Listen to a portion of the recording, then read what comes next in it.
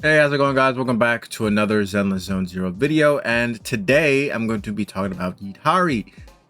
I am very excited for Yidhari. Very excited. I love her design. I love Monster Girls. I'm digging the Octo Girl vibes, digging the legs, digging the shorts.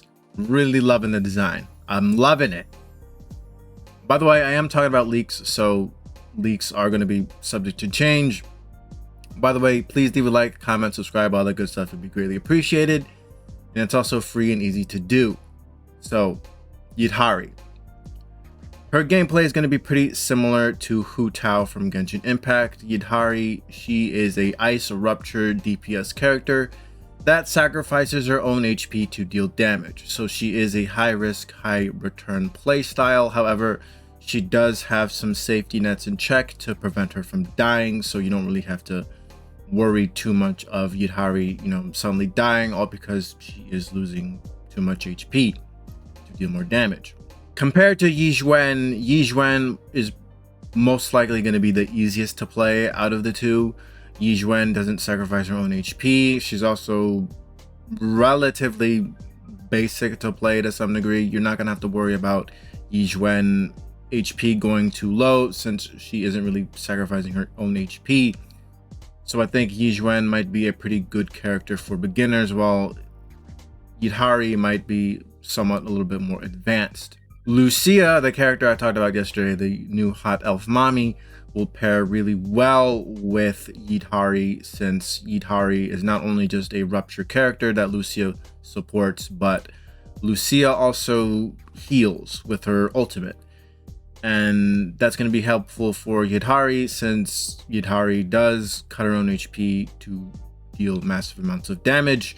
So Yidhari's best teammate is most likely going to be Lucia and maybe some other stunner character. Her core passive is she gains sheer force from her HP. So the more HP that Yidhari has, the more sheer force she will receive. When her HP is below 40%, it will increase her damage by 80%, and it'll also reduce damage taken received by 25%. So that's one of the safety nets that Yidhari has in order for her to not die as quickly. Also, when Yidhari is off field and she's below 30% HP, she will heal on her own. So that's a second safety net that you have that will restore Yidhari's HP whenever she is sacrificing her HP. When a stun or support character is on the team, and when her Ether Veil is on the field. Now, Ether Veil is like a new mechanic for the new Elf Mommy and Yidhari. It's like a field effect. It's kind of similar to Pokemon's terrain fields. You got electric terrain, grass terrain, misty terrain, psychic terrain.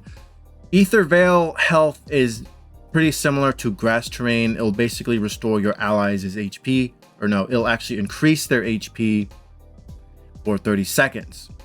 You can activate her Ether Veil through her burst or her chain attack, and whenever she extends it, it restores her own health. So that's a third safety net that you have that will prevent Yidhari from, just dying on the field. Another thing that's part of her core passive, when her Ether Veil is active, whenever she does her third hit on her basic attacks, either it's just her normal basic attacks or her enhanced basic attacks, the third hit will basically just deal more damage. Good way to segment into her basic attacks. Her basic attacks will restore her health. However, if you hold left click for her basic attacks, she basically does a charge attack that cuts her own health. So in order for Yidhari to deal more damage, you're basically be doing left clicking most of the time, and you'll probably be basic attacking to restore her health. The basic attack to restore her health is, I think this is the fourth safety net that she has that basically prevents her from dying. So Yidhari has plenty of ways to not die. So even though she does sacrifice her own HP to deal a lot of damage, she does have safety nets in place to prevent her from dying. Her W engine is catered for her. When the equipper's HP decreases, equipper's ice sheer damage increases by 8%, stacking up to 3 times for 25 seconds. The duration of each stack is calculated separately, and this effect can trigger once every 0.5 seconds. When the equipper's HP drops to 50% of their max HP, crit rate increases by 20%. So her W engine is pretty fucking good since it is for her. Free crit rate, since she is going to be sacrificing her HP majority of the time. Pretty good W engine, if I do say so myself. So closing thoughts, my closing thoughts are basically she is a DPS that sacrifices HP, so her playstyle might not be for everybody. Yizhuan is going to be easier to play since you don't have to worry about her HP going too low. I don't think you really have to worry about which one of the two is stronger, since ZZZ is pretty fair when it comes to balancing, I would say. I am not a math guy, so I can't say for certain if Yidhari is stronger than Yizhuan, but I kind of doubt it since Yizhuan is a anniversary character, and anniversary characters they tend to be pretty strong for a long time. But since Yidhari is a DPS character, I don't really think she's going to have that much value compared to supports. Both Yizhuan and Yidhari are going to be using the same supports, but I do think Lucia might be better off with Yidhari since Yidhari does sacrifice their HP pretty often. I do want to go over, I want to go over her mindscapes, but since this is early beta, I don't think it's really, I don't want to because it's early beta. I think the mindscapes have a much higher chance of changing. I know it happened with Vivian, so it could happen with Yidhari as well.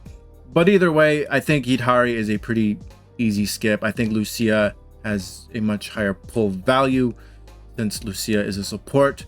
And that's basically just my final thoughts. Let me know what you guys think in the comment section below. Are you going to be pulling for Yidhari? Let me know in the comments, and I'll see you guys later. Bye-bye now. Come again soon.